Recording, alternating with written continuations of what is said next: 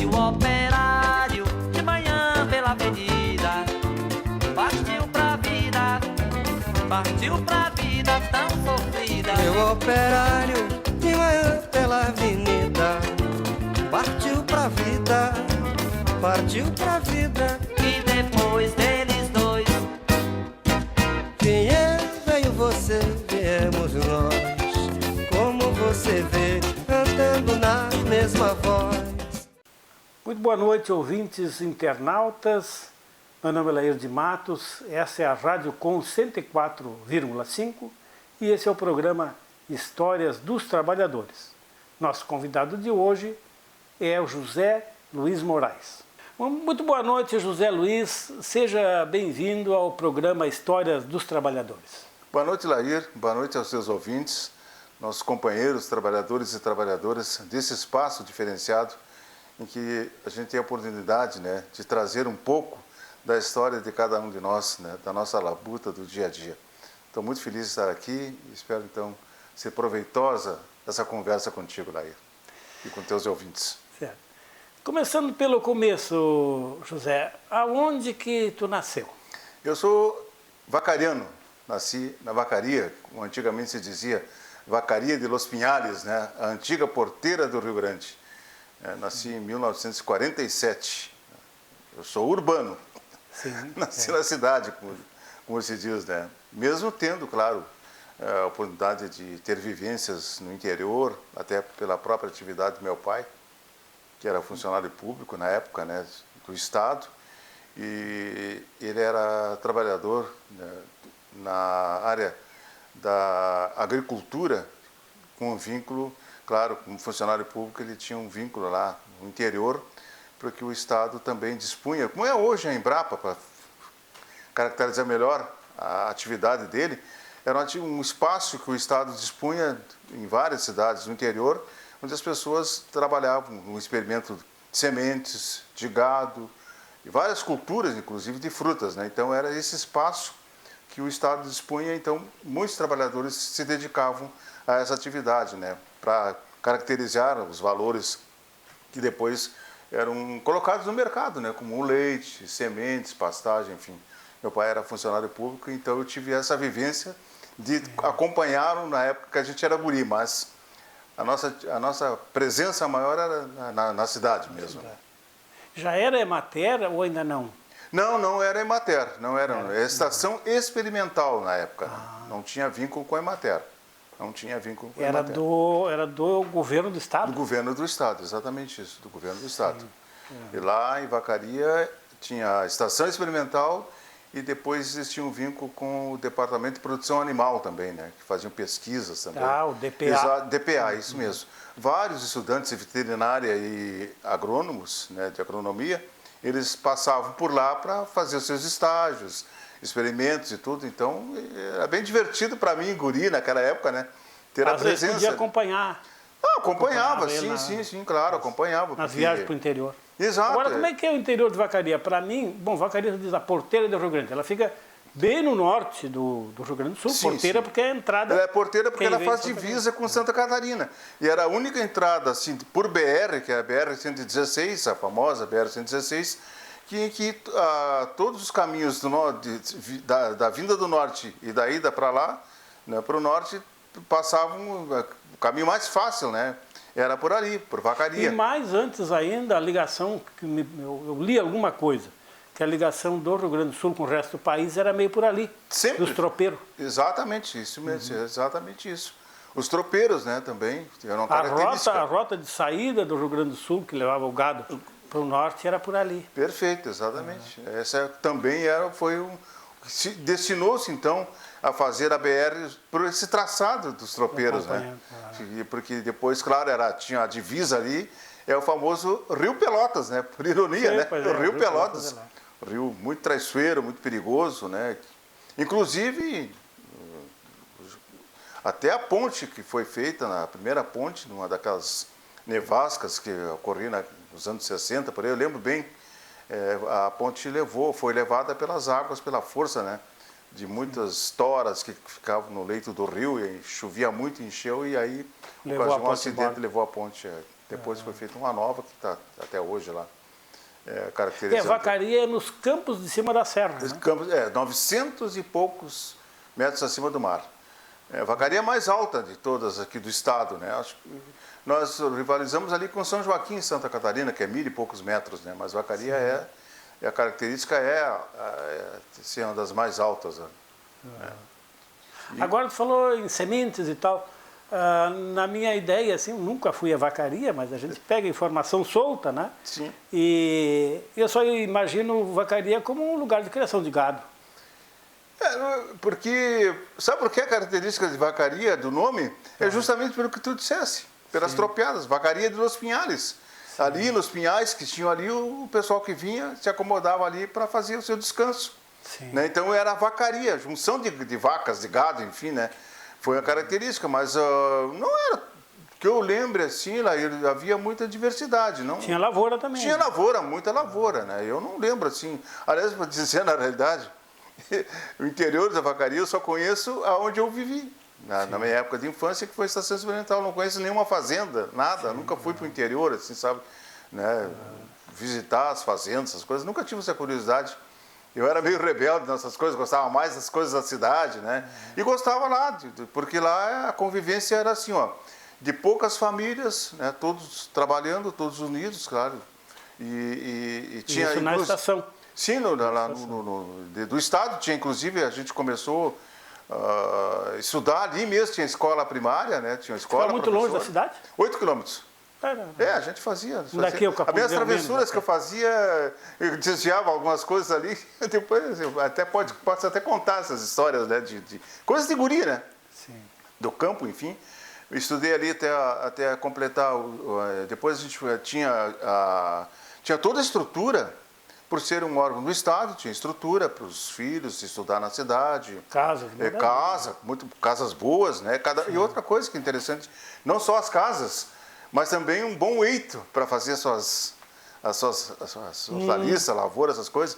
E esses eitos nos prendiam muito naquela coisa que meu pai queria sempre que... Meu pai, tu vê, à época, que eu sou de 47, meu irmão é de 48, meu pai só teve 2 filhos. Né? Só 2. A maioria dos colegas do meu pai tinham 5, 6, 7, até mais, né? E o pai sempre priorizou que nós estudássemos. Sempre quis, nunca deixou.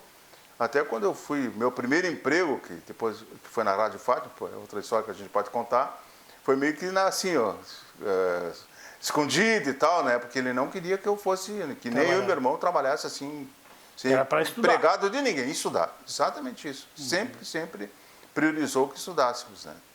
Mas eu tô falando e eu pensando, eu acho que essa mesma estrutura que tinha lá, tinha aqui no Capão do Leão.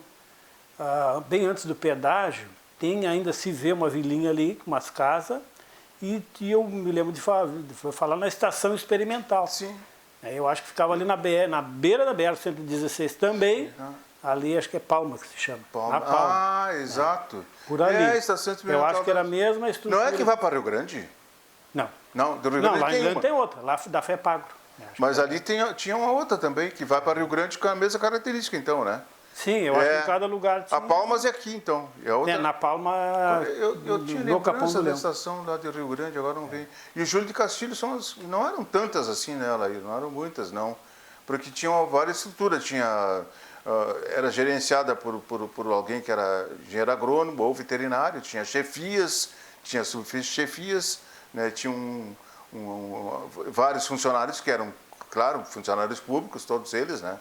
Sim. Com salário, tudo tranquilo, casa para cada funcionário e, como eu disse, lavouras assim porque como é a característica lá em Vacaria de ter só cultura, é aquelas pranchetas que faziam experimentos, colocavam ali, ver quanto tempo para germinar, para desenvolver, se aquele campo tinha, depois eles ajudavam as pessoas a cultivar também, mas também na parte frutífera, eu me lembro bem que nós, em Vacaria, as frutas, pera, maçã, essas coisas todas, a gente colhia no pé, entendeu? Sim. Porque era uma fartura.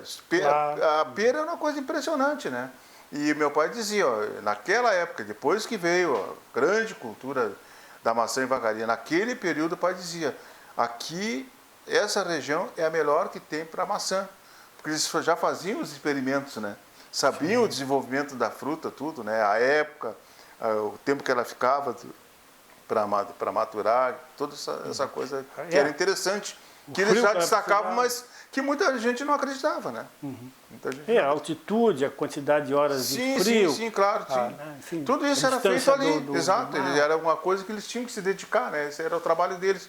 E tinha, claro, gado leiteiro ali, mas interessante que o gado leiteiro, as poucas que tinha era para distribuir o leite para os funcionários, né? Sim, Não. só para consumo. Para consumo, Né? E aí, até que idade tua família ficou morando ali? Meu pai ficou, não, assim, meu pai, o tempo todo de trabalho dele foi em Vacaria, depois, eu assim, com 13 anos, 11, 12 anos, fui fazer o ginásio, eu e meu irmão, eu fui morar com a tia, madrinha, e meu irmão foi morar com a minha avó, né, para fazer o ginásio. Na depois, cidade? Na cidade, sempre gostei da cidade. Aí e meu pai sempre lá, e os fins de semana a gente fazia uma visita para ele, né. E com 13 anos, meu pai obrigou eu a fazer o curso de datilografia. É famoso datilografia com certificado e tudo. Para desenvolver todo, né? Claro, mais uma coisa de aprendizado, que na época aprender datilografia é aquela coisa nos cartórios, de advogados. Meu irmão foi para um escritório de advocacia só para preencher o tempo, e eu fui fazer o curso, né, de datilografia. Fui um bom aprendizado que me levou depois para essa atividade na Caixa. E eu com 16, 17, também fiquei por ali, 16, 17 anos, aí eu sempre gostei lá de futebol, sempre, desde guria, tinha 11 anos. Então é assim, interessante que não, as famílias lá, mas poucas tinham rádio, né, aqueles famosos rádio capelinha. Meu pai não tinha, obviamente não era muito ligado assim, à questão de ter rádio e tal. E eu, em 58, tinha 11 anos, né? E aí a Copa do Mundo. A famosa Copa que o Brasil ganhou pela primeira vez, né? E eu me encantou de ouvir os locutores narrando, aquela coisa toda. Então eu ouvia os jogos, assim, escutando na casa das pessoas, que o dia que o Brasil jogava, parava, né? Todo mundo ouvindo. E depois eu saía campo afora narrando os gols do Brasil. Pela esquerda, para o balão, atrai Grêmio, lança Dadá, de primeira para Pelé, rebate Axman, volta o couro para Zinto, para Garrincha, dentro da área, atrai o seu marcador, aplica-lhe uma fita, atirou cruzado,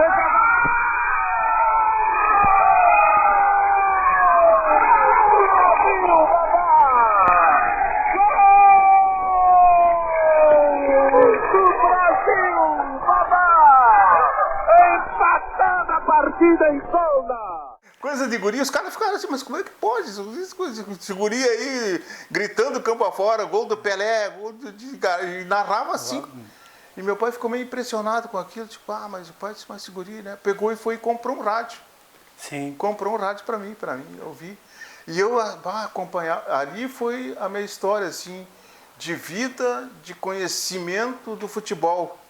Porque eu na cidade, em Vacaria, tinha rádio difusora e tinha rádio Esmeralda.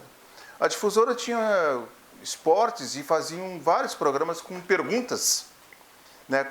Onde nasceu o Pelé, qual foi o primeiro gol, aquela história que sabe bem, né? Eu muito curioso, assim. Então, quando eles faziam pergunta, quem é que ia responder? Eu corria na rádio ali, chegava ali e respondia. E de tanto responder, sempre eu que acertava, né? E ganhava prêmios, né? Sim. Aí o pessoal disse assim, mas não dá. É só tu que ganha, que só tu vem fazer com a gente aqui, né? Eu muito. Que idade tinha? Eu tinha uns 16 para 17, né? Por aí. Na rádio? Na rádio difusora. Difusora. De Vacaria, né? E ali, daí eu disse, vem fazer um programa aqui. E aí eu comecei a gostar da história. Quando a gente começa em rádio é assim mesmo, né? Daqui a pouco faltava alguém, eu muito interessado em aprender as coisas e a rádio foi adquirida pelos capuchinhos naquela época. Sim. Eles compraram a rádio e resolveram, né, fazer uma emissora voltada para a igreja também e tal, né? Minha avó era muito católica, né, na época, minha avó.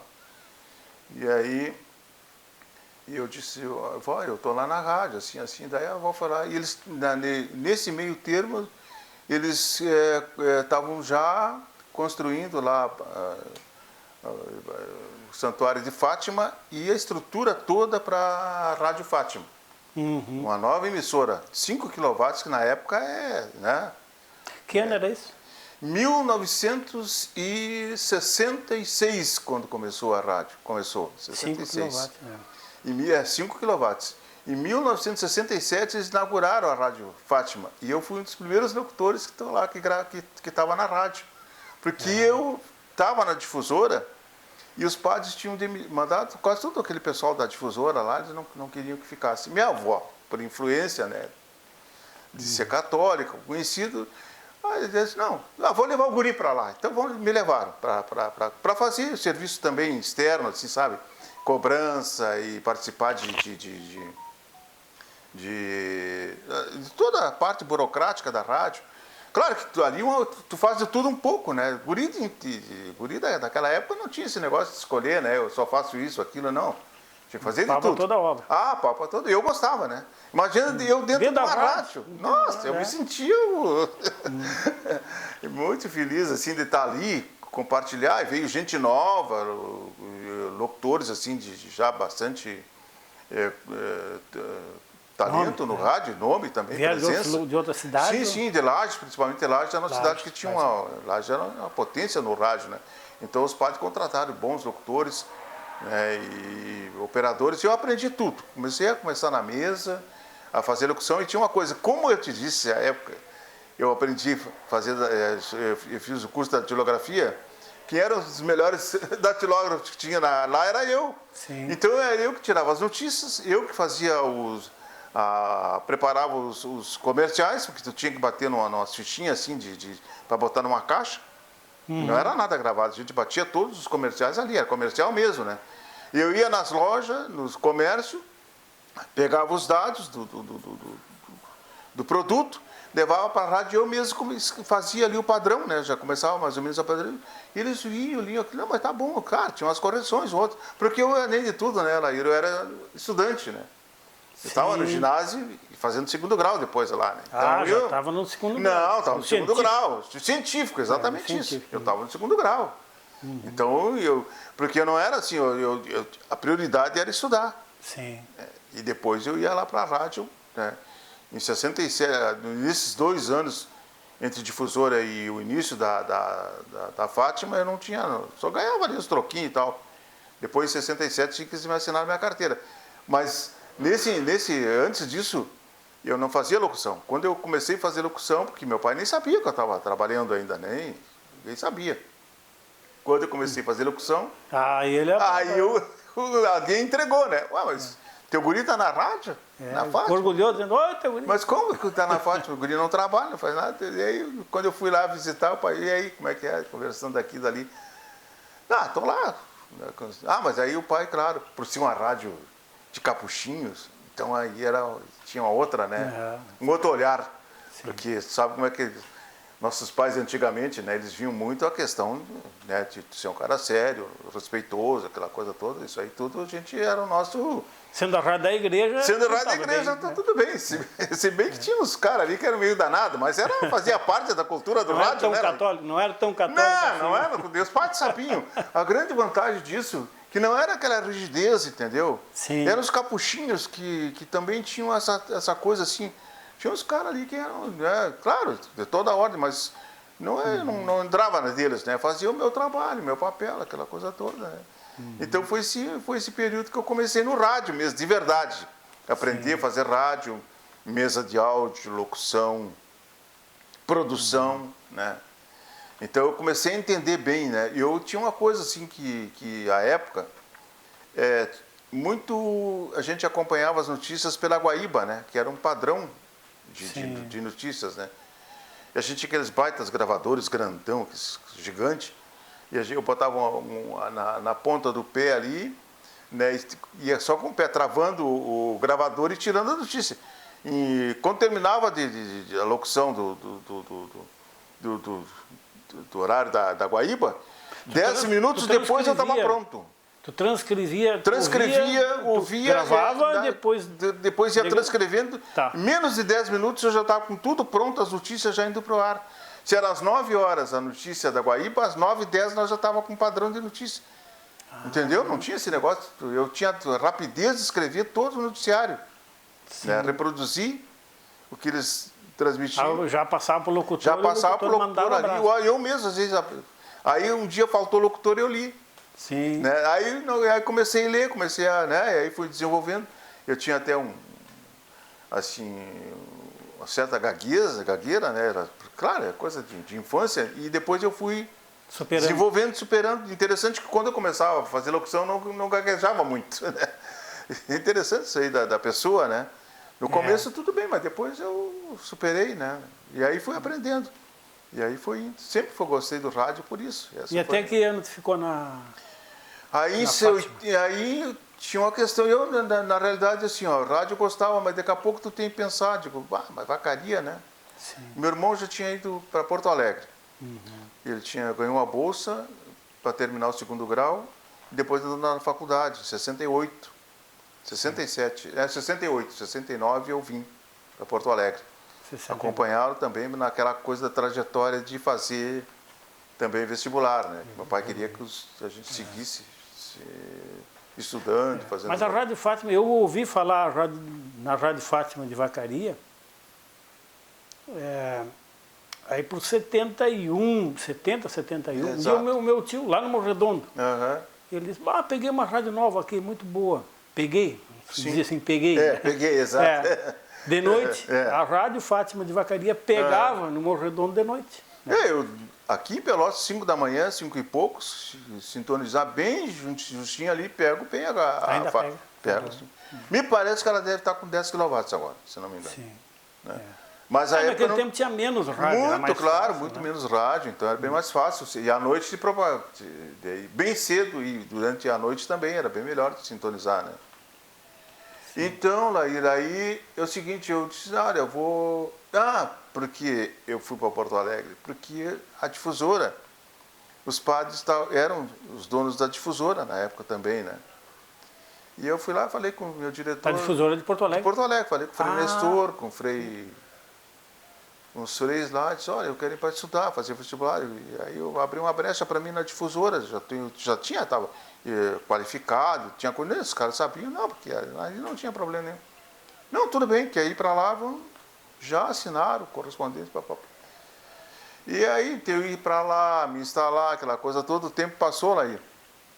Os padres venderam a difusora para Bandeirantes. Você veio lá da Cúria, não sei do que lá, e aí foi a turma daqui não gostou muito, né? Mas enfim, venderam a difusora para Bandeirantes, aí eu fiquei sem espaço, né? Não tive condições de ir para a rádio, nada. Até porque para as outras rádios tinha que fazer o curso, né? Já de exigência do curso de radialista. Curso de radialista. Então, mesmo tendo conhecimento e tudo, né? Aí disse meu irmão, pronto. E o meu irmão morava na casa estudante, universitário, e eu, meio de carona, fui morar com ele, né? Aí o pai disse, aí vocês estão lá, fazer o quê? Meu pai era muito amigo do dono da rodoviária, os Vepo. Vepo. Porque meu pai era uma das histórias nossa de infância, de pessoas interessantes que nos ajudavam muito, eram galistas, né? Então era médico. Você lembra da época dos comissários, né? Não existia delegado de polícia, era comissário, aqueles caras barrigudão normalmente, né? O comissário de polícia, não sei o quê, todo tinha medo. Mas a gente guri não, porque meu pai era bem relacionado com essa turma, porque meu pai gostava de rinha de galo, gostava muito, né? Sim. E meu irmão acompanhava meu irmão em todas meu irmão acompanhava meu pai em todas essas andanças de rinhedeiros da vida. E eu não gostava. Para mim, galo é bom na panela. E meu pai disse, cada um faz, nunca ele exigiu cada um sempre deu liberdade para a gente ter, né, nossas escolhas, né, Laí? E aí, em função disso, em Porto Alegre, o meu pai disse assim, não, vou fazer o seguinte, vocês falem lá com o Vepo para vocês arrumarem alguma coisa na rodoviária, que recém tinha sido inaugurada, e estava começando a rodoviária. Sim, nisso da década de 70. Sim, claro. E a gente guri precisando estudar e dinheiro, né, claro. Se bem que mesmo que tu ganhasse pouco, dava para uma boa vivência, a gente mais queria dinheiro para cinema, para futebol, que principalmente para mim, no caso, que eu adorava um joguinho no fim de semana, né. Aí meu irmão e eu, Rui, meu irmão foi lá, falar com o Vepo, né? E eu não fui. Ele disse assim, eu disse, não, eu sou filho do Oswaldo. Não, tudo bem. Como é que tá teu pai? Aquela coisa, sabe como é que é interior? Ele, chefão lá, os caras tudo aqui, né? Seu Vepo pra lá, seu Vepo pra lá. Meu irmão era magrinho, miudinho, assim. Disse, não, eu quero tem uma vaga. Não, tem. Vocês querem trabalhar aqui? Tem. Imagina, a rodoviária sempre tem rotatividade de função. E aí, mas a gente estuda, né? A primeira coisa que ele pai, não, tudo bem, então não, tem que ser. Para vocês que estudam, só tem bem cedo, assim, 5 da manhã, 3h30, trabalho. Não, o Rui falou comigo, não, tudo bem, eu não quero, eu não estou afim dessa de ter que madrugar aí. Eu tô. Eu gostava de acordar cedo, já acostumado a levantar cedo na rádio, lá que eu começava a fazer meus horários 6 da manhã. 5 da manhã eu fui para a rodoviária, sessão de despacho lá. Despacho não, é despacho estava escrito, encomendas, né? Mas estava escrito, Aí, setor de encomendas lá. E aí eu fui para lá e fiquei um tempo ali, né, trabalhando, recebendo mercadoria, anotando aquela coisa toda. Aí surgiu, aí daqui a pouco começou a faltar pessoas no setor de passagem que ganhava mais, né? Ganhava mais. E venda de passagem. Venda de passagem. Aí o cara disse, tu quer passar para... Não, tá bem aqui, mas se tu quer ir para lá, tu vai ganhar mais. O cara gostava, a gente não criava casa com ninguém, né? Porque meu pai sempre ali, o lema do meu pai era esse, assim, ó, não puxe saco de patrão e nunca chegue atrasado. Vocês nunca vão ter problema na vida de vocês. E eu sempre tive isso comigo e nunca aconteceu nada assim, em relação a essas questões, entendeu? Eu fazia o meu serviço, fazia errado. Se alguém reclamasse, tudo bem.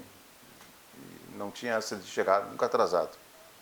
Aí fui para o setor de passagem, mas o setor de passagem era barra. Ali era... Tu não podia errar nada, né? Nada. E como é que era a passagem? Era preenchida à mão? Tudo à mão, Laíra. Tudo à mão. Tinha uma via e era tudo escrito ali, entendeu? Tudo assim, ó. Só tinha uma coisa que depois eu vou te dizer eu vou te contar o porquê. Do fato que aconteceu comigo lá. E a gente tirava a passagem, escrevia ali, preenchia, tirava, anotava o destino, né, o valor, toda aquela coisa que tem na passagem impressa, já naquela época, né?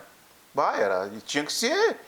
A fila não podia ser muito grande, que vinha o gerente. Sabe quem era o gerente daquela época, que começou de gerente? O Giovanni Luigi, que foi presidente do Inter.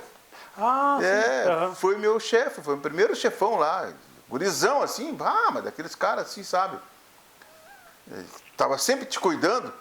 E tinha uma coisa que eles faziam sempre, que no fim do dia, se tinha valores que estavam errados, eles descontavam depois, tinha que pagar. Por exemplo, se a passagem era R$10,50 e eu cobrasse R$10,40, eu pagava aqueles 10 centavos. Né? Mas eu não errava.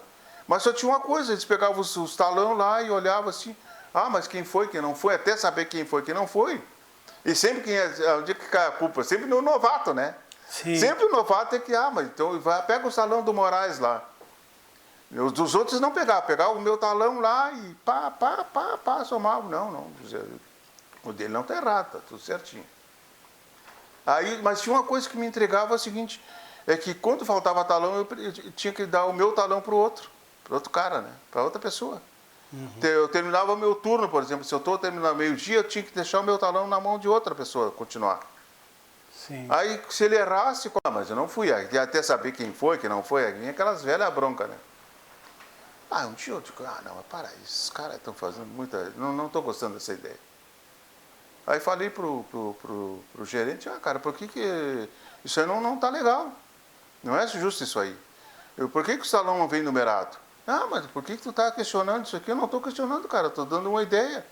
Se eu tenho um talão numerado, o talão é meu, aquele número de talão é meu, eu sou responsável por ele. Eu não vou... aí a briga começou por isso. Porque eu chavei a minha gaveta e não deixei os talão para eles. E aí o cara ficou bravo. Mas tu tinha que deixar? Não vou deixar.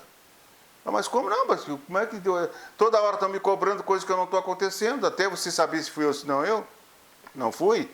Então vamos fazer o seguinte, numerar o salão, mas não sei o quê. Eu vou te dar uma carta de justiça, pode dar, não tem problema nenhum. Aí redigiu e disse, não, então não precisa me dar carta de justiça, eu vou lá falar com o Vepo. Mas como falar com o Vepo, não sei o quê? Não, eu vou falar com ele. Sim. Meu pai é amigo dele. Quando falou, ele ficou assim, não, pode deixar que eu vou lá. Bati na porta, a secretária veio, eu quero falar com o seu Vepo. Não, mas o senhor é funcionário? O cara achou, não, mas pode ser que eu sou filho do Moraes, aí, lá de Vacaria. Já dei o nome do... Desse um carteiraço. Já dei o carteiraço. Mas ele não me conhecia, né? Ele conhecia meu irmão. Daí ele me viu, um cara grandão, me olhou assim, meu irmão baixinho. Mas tu é filho do Moraes? Sou, não. Ah, mas tu é neto do Alcides? Sou. Ah, claro. Meu avô era grandão, alto, né? Uhum. A árvore genealógica do meu avô era dos grandão. A árvore genealógica dos meus avós maternos era baixinho. Minha mãe era bem baixa, de baixa estatura, né? Então, e aí ele disse assim, o que aconteceu, Moraes? Não, eu vou falar uma coisa com o senhor, aconteceu isso, isso e isso. E amanhã eu vou embora. Sim. Ele disse, não, mas para aí, não. Se é por isso, não há problema nenhum. Eu acho que uma boa ideia, tá, espera ali que eu vou chamar o Luiz, disse ele, tá, eu sentei na sala e fiquei esperando, ele chamou o gerente lá. E aí, o cara, no mínimo estava aqui, Aí ele disse assim, não, vem cá, assim, ó, não tem por que tu ir embora por isso. Nós vamos mudar, eu acho uma boa ideia tua. Todos os talões, a partir da próxima, quando a gente virar os talões, vão vir todo numerado. Cada um vai ter seu talão numerado. Ah, identifica quem é. Claro, acabou a bronca. O erro, é. Mas o cara não podia nem me olhar, né? Aí, eu digo, tudo bem. Eu não era muito fácil de lidar comigo, não. Nessas questões, assim, eu era meio rebelde mesmo, né? Eu não tinha muita conversa. Aí fiquei lá um tempo e tá. Daqui a pouco meu irmão inventou essa. Disse assim, Zé... O Guazelli é o diretor da Caixa lá. Mas antes os guichês hoje era o mesmo estilo. E tirava passagem para tudo quanto era lugar? Sim, ou cada guichê, tinha guichê de Pelotas e Rio Grande, ou era tudo... Não, quem estava na fila tirava para qualquer lugar. Para qualquer lugar. A gente como é que sabia os preços? Mas tinha uma tabela ali, né? Tinha uma tabela. A gente, mais ou menos, depois tinha uma coisa assim, eu era bom de memória na época, né? Então eu já memorizava Pelotas, né? Não era... descer em Camaquã? Exato. Não era assim, ó, para todas as cidades, era mais ou menos separado por região. Por exemplo, a região sul, Pelotas, abrangia Camaquã, Santa Vitória, então tinha uma região assim, ó, a região dos Campos de Cima da Serra, Nordeste, lá para Vacaria, para aquela zona. Então, mas aí sim, porque... Como eram poucas linhas, era mais... tinha as passagens, agora que a gente tinha na memória da gente, né? As passagens eram tiradas de acordo com as empresas.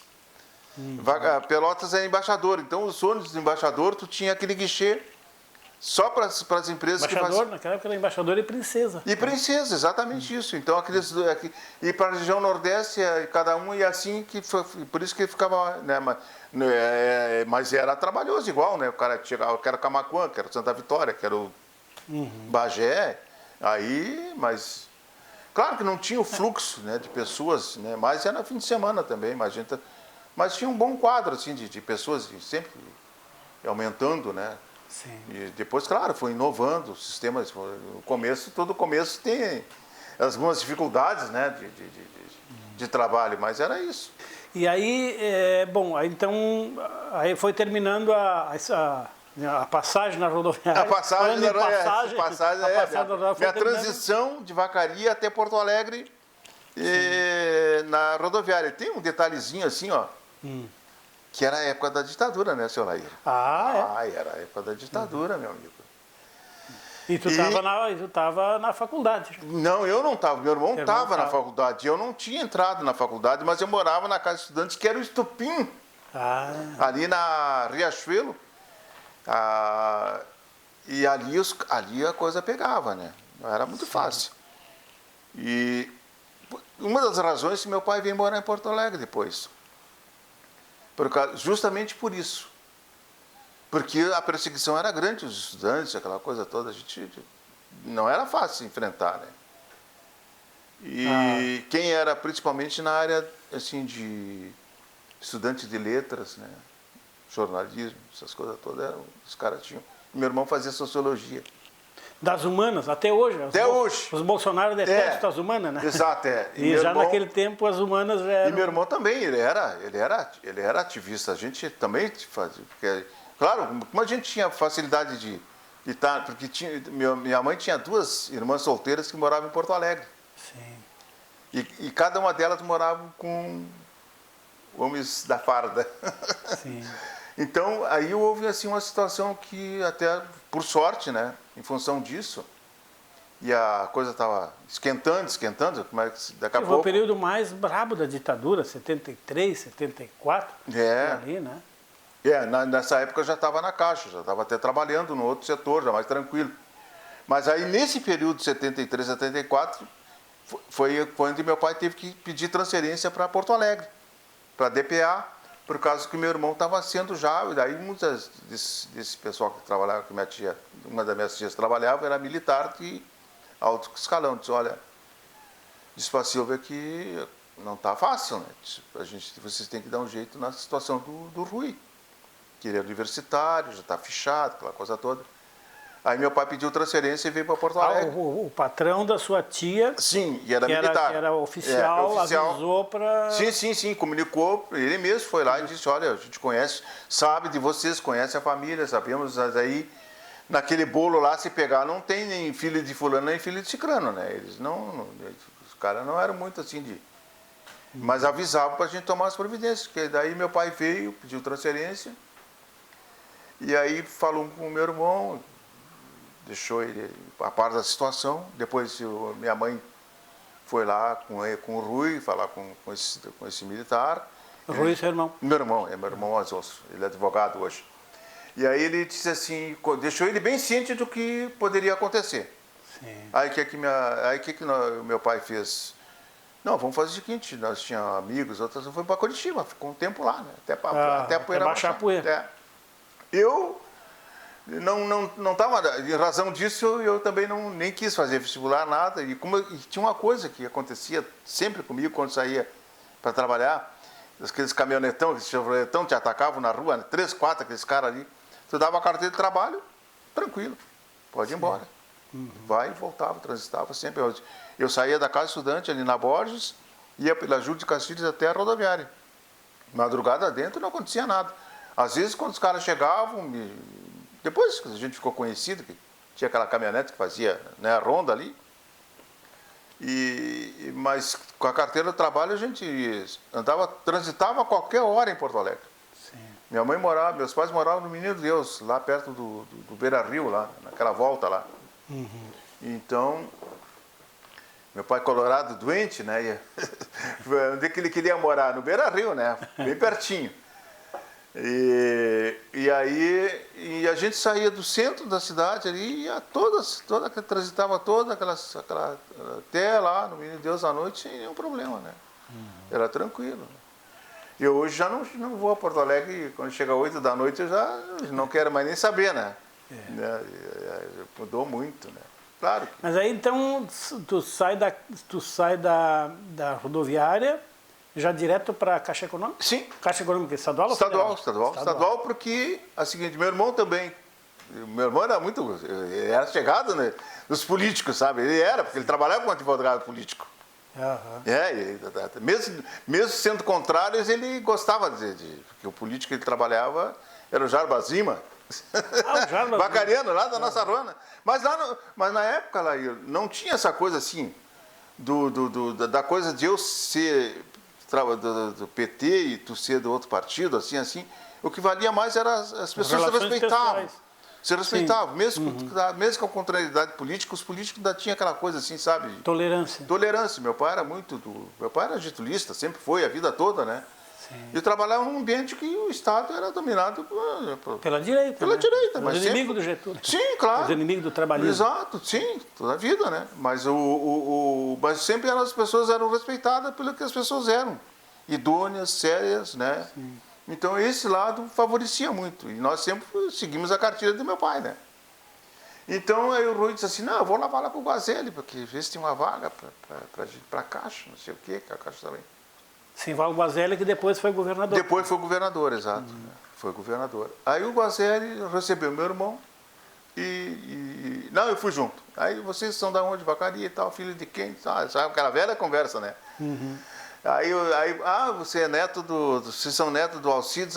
E a coisa aí melhorou. Aí abriu as portas para nós. O Alcides ia abrindo as portas. O Alcides, sim, meu avô era. E eu tenho a felicidade de ter lembrado meu avô, quando ele faleceu, eu tinha 14 anos. Sim. Né?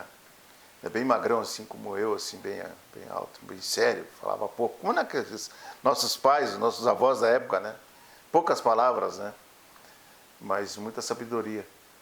E respeito também, né, Laír? Aí ele disse assim, olha, só tenho vaga para mecanógrafo aqui. Aquelas máquinas gigantescas que tu botava as fichas ali para datilografar os lançamentos do dia, folha de pagamento. É como se sim, lançar tudo aquilo que o computador faz hoje, mas eu tinha que fazer rapidez. E não era datilógrafo, mecanógrafo. Mecanógrafo, uma máquina gigante mesmo, cara. Olha, só tenho vaga para essa e como é que era a máquina? Ela tinha um teclado igual, da máquina de escrever? Tinha, mas ela tinha outras funções diferentes. Sim. Ela, Mais funções. Conforme as teclas que eu apertava, era para digitar saldo, era para digitar a saída do cheque, a entrada de depósito, entendeu? E ali eu que comandava. Era uma máquina complexa, então. É muito complexa. Era inteligente. Máquina inteligente, é uma máquina muito grande mesmo. E ela fazia um barulho danado, né?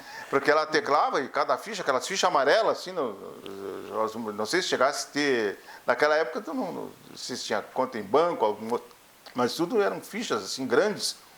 E ali tinha todo o histórico, né? Ali é o nome, o endereço e o número da conta de cada um, né? Eu acho que eu vi uma máquina parecida na Supra-Ros. A antecessora da Josapar ali na década de 80. De 80. Não tinha o computador ainda, me lembro, de que tinha um cidadão lá que trabalhava numa máquina diferente, que botava umas fichas, era ficha azul, não era amarela. Não era amarela. Era cartolina, né? Sim. Não era papel comum, era cartolina. Não, era uma ficha. Um papel grosso. Bem grosso, bem duro, assim, né? Por isso que era uma máquina especial. Sim. Porque tu encaixava ali e ela ia no padrão certo de altura, ela encaixava bem na altura e tu datilografava, fazia tudo. Aí ela trabalhava tudo que tu colocou. Se era depósito, e depois, no final do processo, ela já saía com o saldo e com o famoso jurinho, aquele, né, que tinha lá, calculado, não sei o que lá. Ela já também dava Pois é, eu me lembro que esse cara, ali no caso do escritório da Supra-Ros, o trabalho dele era importante, porque no final do dia o patrão pegava aquela ficha ali e olhava para ver como é que estava a situação. É exatamente isso, né?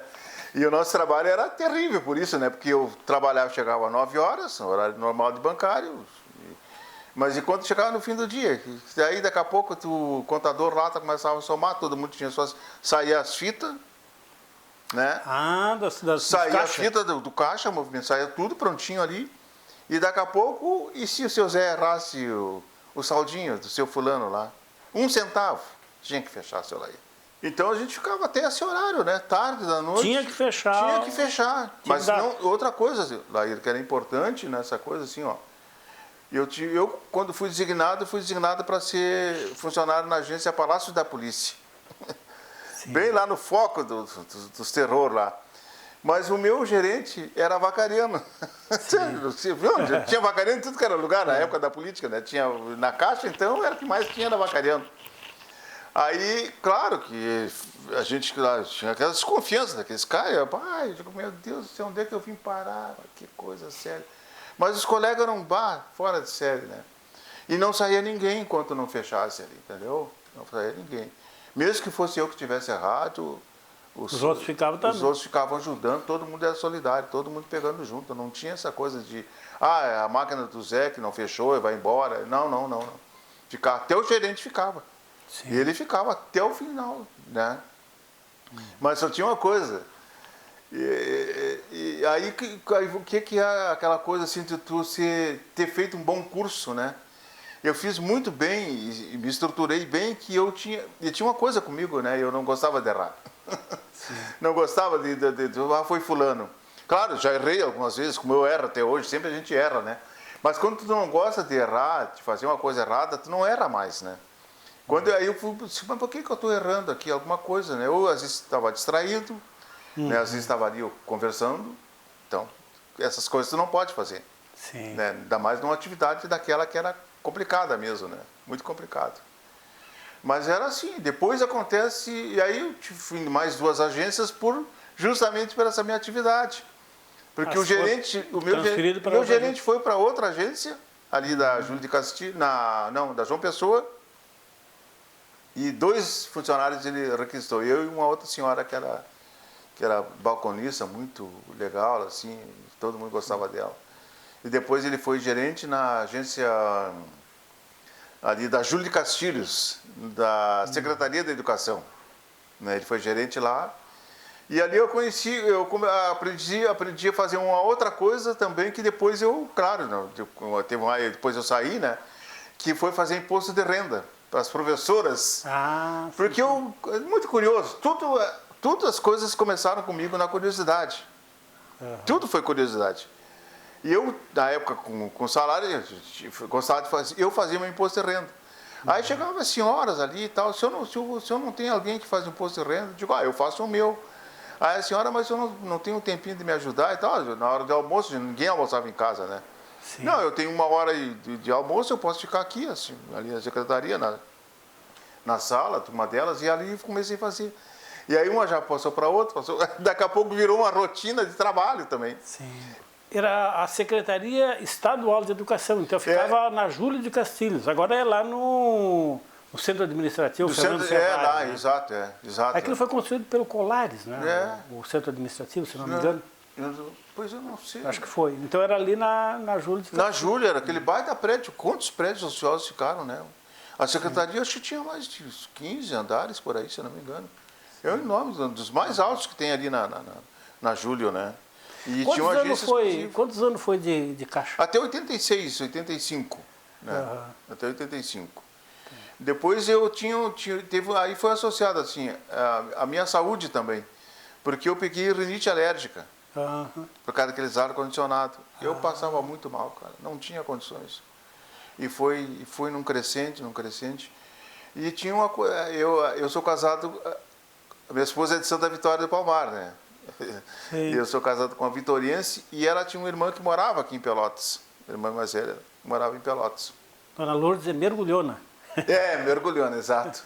E então, o que acontecia? Nos feriados, fim de semana, eu vinha para Pelotas. Eu tinha carro, tudo naquela época. Eu vinha para Pelotas. E ficava aqui 3 dias, não dava nem um espirro. Nada, não acontecia nada comigo. Não acontecia nada.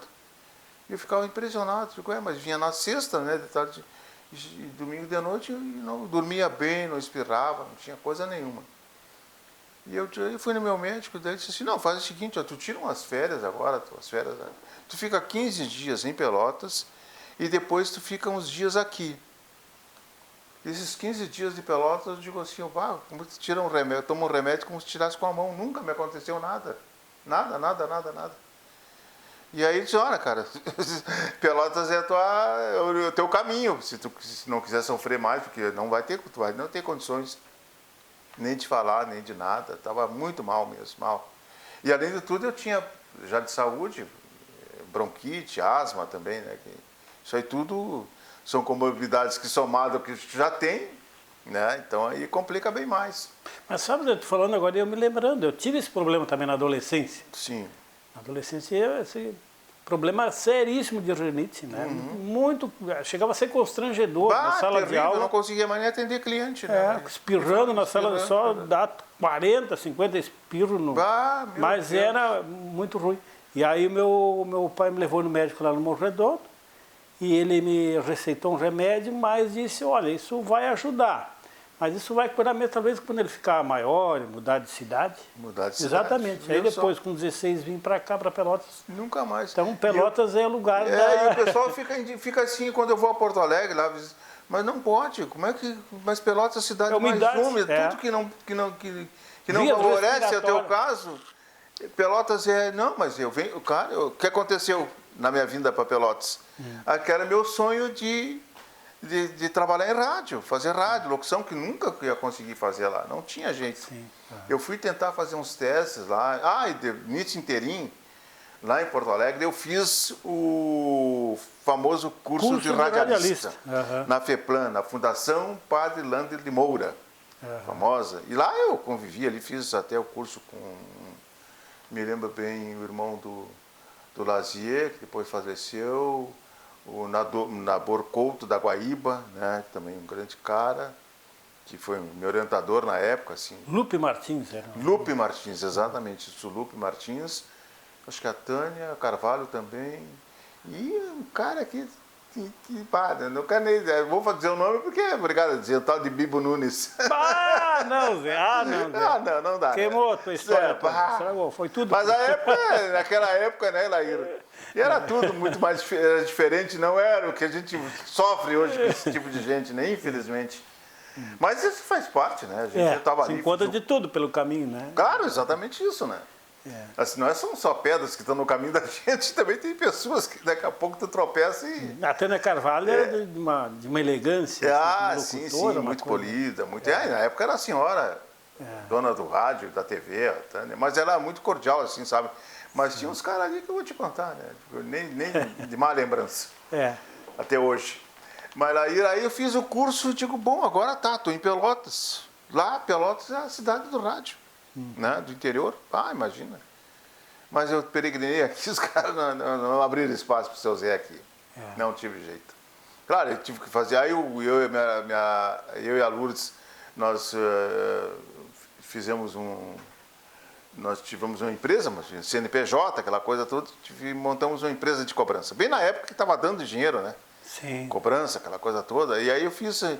E aí a Luz era comerciária, né, em Porto Alegre, depois de ser comerciária aqui em Pelotas, né? Trabalhou anos aqui no comércio. E ela conhecia aqueles donos de empresas que cobravam os títulos, aquela coisa toda lá. E um deles precisava também de alguém para trabalhar em Rio Grande, né? Fazer cobrança, gerenciar lá, todo e tal, mas tinha que ter o CNPJ. Nós nos registramos tudo direitinho, pagamos tudo que era necessário, contador, tudo para montar a empresa, e eu trabalhei 10 anos em Pelotas, em Rio Grande, perdão. Trabalhei 10 anos em Rio Grande. Muito bom na época, né? Porque, como aquela coisa, eu fazia meu trabalho, mas era o meu trabalho, né? Então, mas era bem tranquilo lá, nunca tive nenhum problema. Porque se o cara chegasse e dissesse para mim, seu Zé, não tenho grana, não, vou lhe pagar, não, tudo bem. Vou, né? Vou matar o cara, fazer o quê? Vou xingar o cara, não, muito obrigado, papapá e tal. Tal dia o senhor pode passar aqui, que eu, não, tudo bem, botava na minha cadeirinha, tal dia lá e recebia. Mas não tinha um dia que eu não chegasse que não trouxesse a grana para o escritório né, que eu era contratado. Que nós fizemos um contrato. E depois também, até o próprio Sindicato da Saúde aqui, na época era o Sérgio, né? Sim. O seu Paulo, aquela turma toda, nós também prestamos serviço para eles, né? Cobrar o pessoal que não era descontado em folha, né? E nessa coisa toda assim, de Pelotas, de começar a se adaptar à cidade e tal.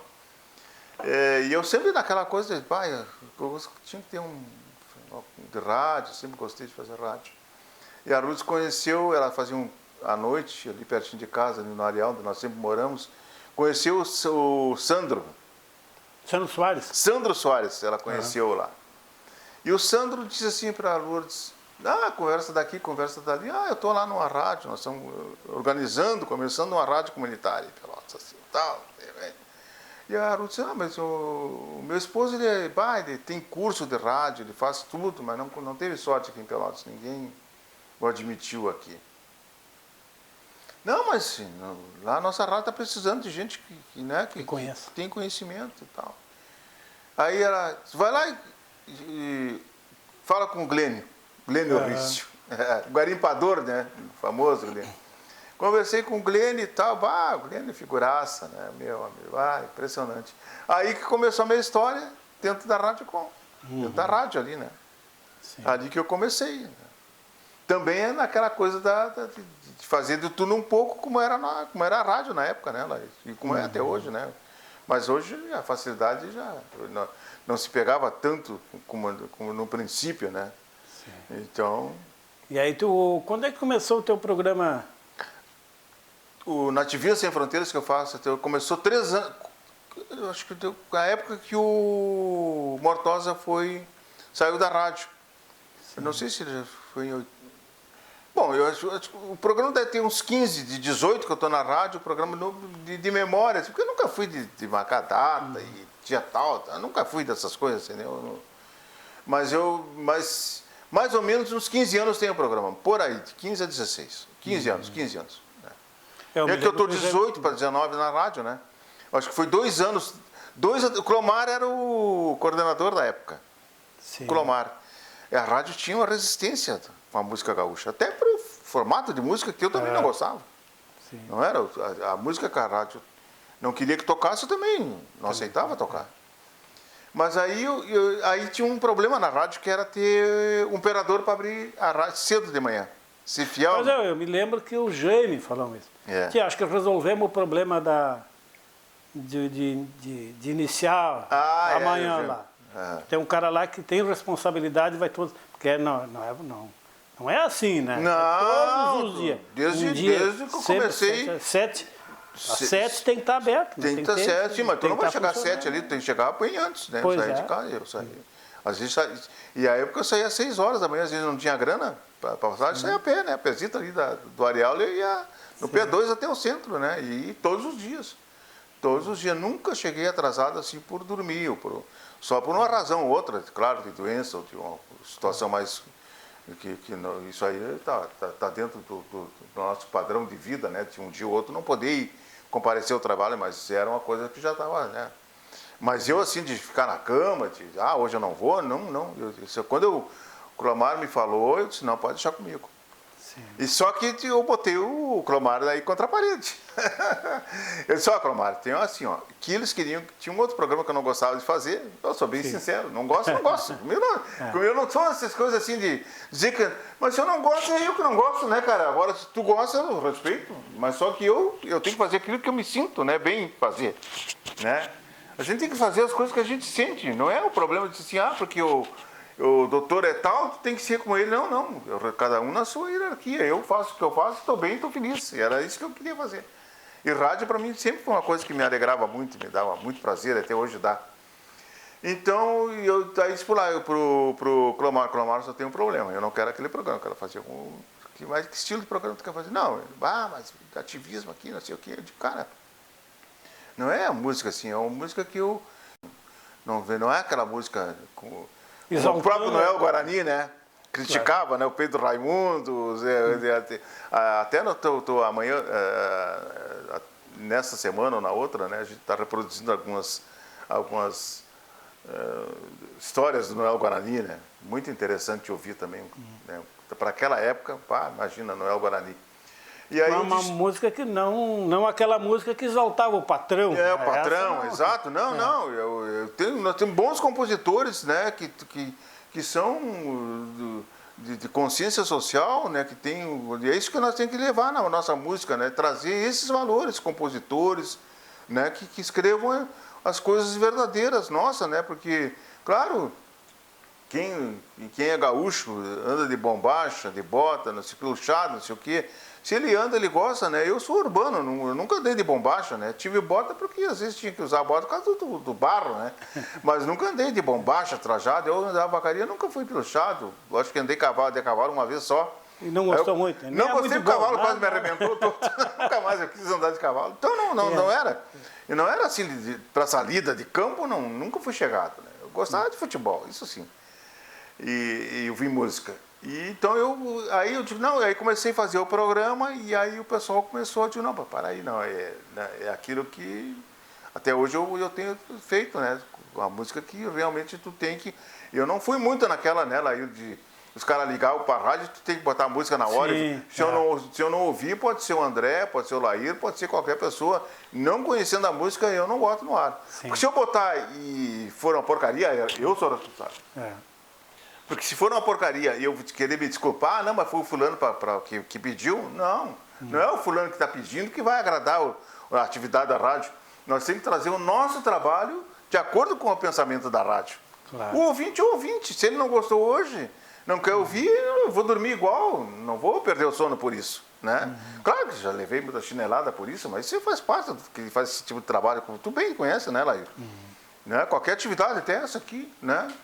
Tem gente que não vai gostar, vai te criticar, vai falar uma coisa ou outra, mas isso é normal da vida. Claro. Né?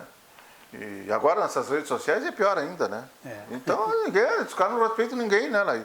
Mas eu impus esse tipo de trabalho dentro da rádio, né? Então eu sempre fui organizado. Bom, não estou me vangloriando nem nada, mas eu acho que rádio, para ter fidelidade de ouvinte, tem que padrões assim Sim, de horário, na grade, né, tem que ter sempre, porque é uma mescla de ouvintes de todas as matizes, né?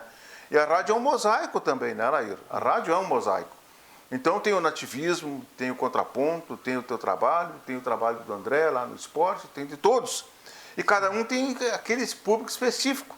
Por isso que a Rádio Com tem é diferenciada nisso, né? Porque ela contempla todos, né? E tem a questão política, que é o fator principal da rádio, né? Claro. Que a gente tem que estar pensando sempre, né? Então é uma luta, não é fácil. Não foi fácil. Nesses 18 anos que eu estou ali, tu sabe bem, tu também transita, né? Nessas questões todas aí, né? Então, mas a gente tem que se manter sempre firme, sempre fiel. Por isso que eu estou assim, numa torcida louca, que daqui a pouco a gente volte a ter de novo as nossas plenárias, né, Lair? Sim, E aquilo é interessante para nós, né? Então, oxigena.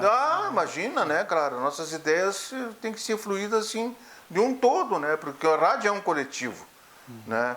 Eu estou ali já por 3 vezes, me deixaram numa situação de estar ali, mas tudo é compartilhado, eu não posso fazer nada, porque é como essa história, eu nunca gostei de ser patrão, né, de ter aquela história de eu fazer e eu mandar, não é eu, é nós. E a Rádio Com tem essa forma diferenciada, né, de que não é um que manda, nós somos em 7 ali. Claro que quando há divergência, sempre vai prevalecer a maioria. E as plenárias têm essa coisa, essa vivência, né, de a gente estar ali frente a frente. Então, para nós, porque há um fato novo na rádio, né, Lair? Um fato novo que chegou com a pandemia, né? Exato.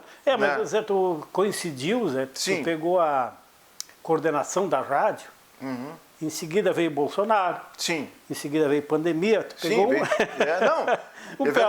nos piores períodos da história do Brasil, tu é coordenador eu da até nossa peguei rádio. um pouco antes, quando a gente começou a organizar a rádio, né? Eu peguei em 2014, né? Mas ali era uma fato de transformação. Quando eu peguei a rádio, não tinha quase nada de programa dentro da rádio lá. Não tinha nada. Era só música e música e música. E aí não é fácil tu ir num companheiro, porque muitos se afastaram por várias razões. Aí tu tem que abrir espaço, nós estudávamos os espaços ali para trazer fulano, para trazer ciclano, e aí encaixar um por um. Nós fomos encaixando. Mas não é uma coisa de um dia para o outro, né, Laíra? Tudo, quantas vezes, né? A gente saiu para conversar com companheiros, tu mesmo, né? A gente pegava e saía. Olha, nós queremos colocar esse programa no ar, nós temos que fazer isso. Às vezes não tinha pessoa adequada para aquilo, né? O contraponto, por exemplo, que sempre foi o grande... foi o modelo de jornalismo da nossa rádio, né? Que não podia fraquejar. Chegou situações que o Laí sabe bem, né? Nós dois, às vezes, estávamos só eu e tu no estúdio, né? Fazendo ali, mas a peteca não caía, né, Laí? E a gente sabia da responsabilidade. Né? Que às vezes as pessoas pensam, mas estão ali no microfone falando, dizendo, mas não mais tirar notícia, editar. E tem um formato de notícia que tem que ser de acordo com aquilo que a Rádio Com é ao longo desses 20 anos, né? Não pode então não é fácil fazer uma notícia que a gente possa trazer e ser verdadeira a notícia também, né? Porque complicado hoje, nessa época, são as redes sociais e as fake news, que destrói praticamente quem quer falar a verdade. Exatamente. Negacionismo, que é a verdade. O negacionismo é pesado. É muito difícil a gente fazer rádio assim. Mas depois nós chegamos a essa situação nova, né? Que felizmente nos abriu, mesmo com a pandemia. Quando chegou a pandemia, né, nós todos lá, né, se olhando assim, de o que a gente vai fazer agora, cara? O que vai acontecer com a Rádio Com? Eu acho que foi daqui, né, que surgiu com o Alessandro, que assumiu a operação. Né, a gente foi. E hoje, já para nós, é uma rádio que vai ter um outro patamar bem mais amplo agora, né?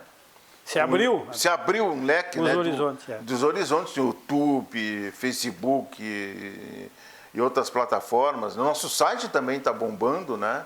E outra coisa interessante que, por exemplo, assim, a Rádio Com é uma rádio de baixa potência, né? Claro, porque é uma rádio comunitária.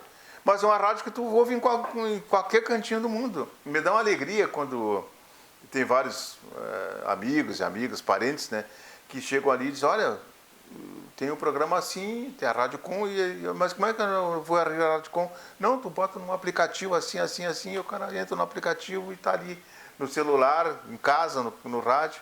Aí está minha sobrinha lá em Tocantins, né, me acompanhando, né. Quer dizer, uma parente da gente que, quando é que a gente ia ter a oportunidade de estar assim, quase que juntinho, porque ela está ali com a minha voz e me ouvindo e a gente tá né? Às vezes as coisas, o que num determinado momento é uma tragédia, como foi um ano e pouco atrás, entrou a pandemia e nós tivemos que encerrar as atividades no estúdio, porque não podia. Não tinha como, né? Não tinha como. Aí se a coisa dá uma reviravolta e se expande. Tu achas, Zé, que agora nós estamos encerrando a nossa entrevista, o futuro, nosso presente está lamentável, está difícil. Sim, está difícil. O que tu pensa do futuro, Zé? E sabe que assim, às vezes me angustia, né? Porque o futuro não é para mim, assim, o futuro é meu filho, é minha neta que chegou agora, né? Sim. Essa é uma situação que a gente fica meio assim, como será? Mas eu acho que a gente tem que construir para eles, né? Solidificar para eles, né? Passar esses valores para que eles sintam. Por exemplo, eu já me tranquiliza um pouco pelo lado do meu filho, o Felipe, né? No caso, né? Que ele também tem consciência, né? Política, já está numa atividade. Eu espero que ele se solidifique, né? Para passar para a filha, né, para a família dele, mas que faça uma coisa bem tranquila, bem consciente, né? Eu acho que eu não sei se a gente vai ter muita tranquilidade na nossa luta, né? Eu não sei, porque eu não vejo assim, não vai ser muito fácil, né? Se houver espero que sim, tomara que a gente possa estar ali presente nessa nova virada, né? Que tem que vir. Como teve lá atrás, né, passou por aquele momento difícil também lá na década de 70 e passou. Não, mas naquela época houve as transformações, mas não houve um certo revanchismo, uma certa assim, sabe, uma coisa mais pesada assim da violência, né? A gente discutia, a gente tinha claro que a ditadura não foi brincadeira para ninguém, não foi absolutamente, não vão dizer que não, tomara que nunca chegue a isso, né? Mas eu acho assim que mesmo numa transformação social, né, da nossa luta, por exemplo, que a gente possa mudar, que os perdedores fiquem na deles ali, né? Deixe a gente avançar. Claro. Porque nós precisamos lutar para avançar, para mudar.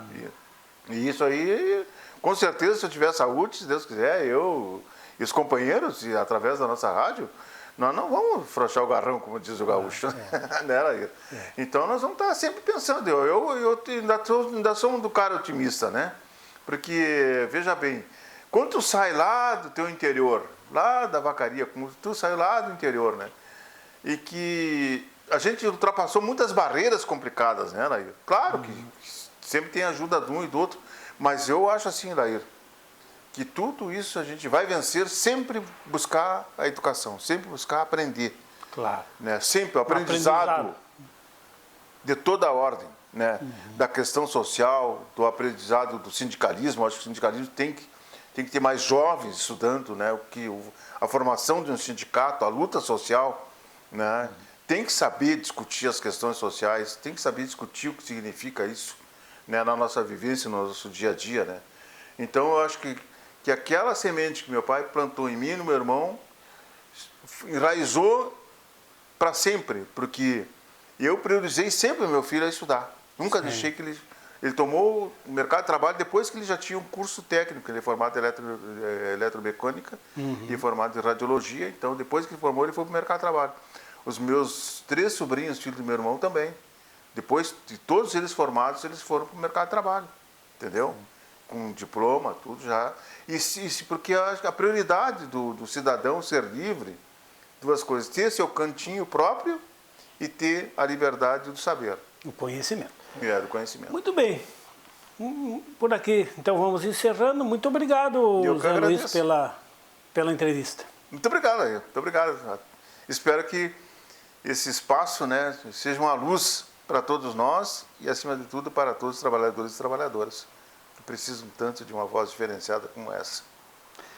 Então, ouvimos no programa Histórias dos Trabalhadores de hoje o nosso amigo e companheiro José Luiz Moraes. Encerramos por aqui, uma boa noite a todos e voltamos na semana que vem. E o operário de manhã pela avenida partiu pra vida tão sofrida. Meu operário de manhã pela avenida partiu pra vida